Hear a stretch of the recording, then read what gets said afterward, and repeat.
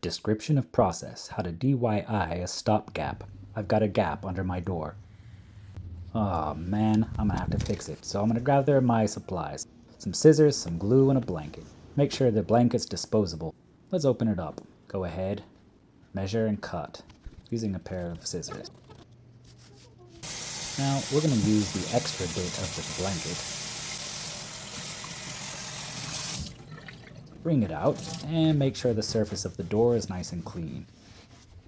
We're gonna dry as well. Now, we're going to use the rest of the blanket and measure it against the door. Lay it out and, yep, that's right, let's cut it again. No brainer, just toss away the extra bit. Open it up and make sure we've got a nice even fold. Now, we're going to apply some glue to the door. Make sure that we let it sit for about 5 minutes, and then we're going to gently rub it in, and we'll attach the edge of the blanket to that glue, making sure to press it nice and firmly. Run one more layer of the glue across the edge of the door and the edge of the blanket. Now for our secret ingredient. Rice. That's right, we're going to use rice. Yeah. The rice will add a little bit of weight to the stopgap, which will hold it in front of the gap, making sure that wind will not come through. Simply roll it up. We're going to add another layer of rice, and now here's the fun part. We're going to remove the pole, which is full of rice, which I just used a broom handle for. Make sure it's in there nice and snug, and then seal the end. There we go. Perfect. Roll it up the rest of the way. Cut. And now use the bottom layer, fold it over, and stick it to the glue that we had applied 5 minutes before. Make sure you get it nice and tight and all the way to the edges. Ta-da! After 24 hours, it's a thing of beauty. And that is how to make a stopgap. Good night.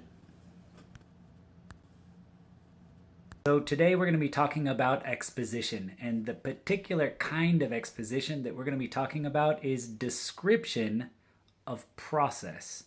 There are lots of different kinds of processes that you can describe. Some typical, common, sort of cliche examples would be a recipe, or an assembly line, or how to do something. Basically what it is, it's like almost like a guide. But we are going to be focusing on adding in specific details. So this is our first project, and our first project is going to deal with that. Now, it is important that I tell you that before you begin describing a process, you need to first have an idea of what you want to describe, or a topic. But just as importantly as your topic, and maybe even come up with this first, is your audience. Anytime you're giving exposition, it's vital that you explain it in a way that your specific audience will understand.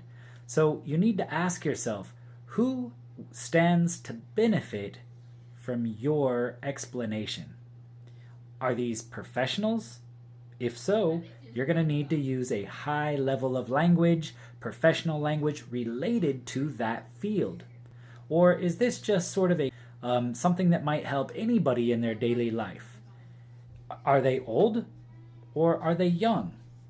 If they're children, you need to choose words, vocabulary, grammar, themes, and even colors and music that children will like.